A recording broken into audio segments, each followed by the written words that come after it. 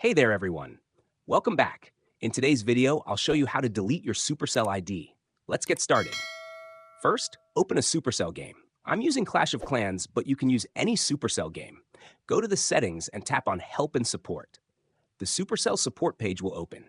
Next, scroll down and select Access Delete Your Data. Then tap Request Deletion of Your Personal Data.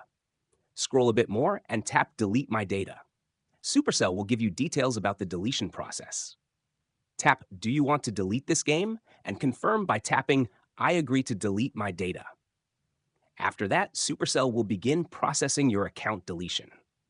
Once you've clicked Delete Account, Supercell will start deleting your data. And that's it.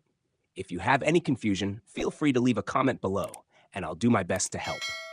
Don't forget to like, subscribe, and hit the notification bell so you don't miss any future videos. Thanks for watching.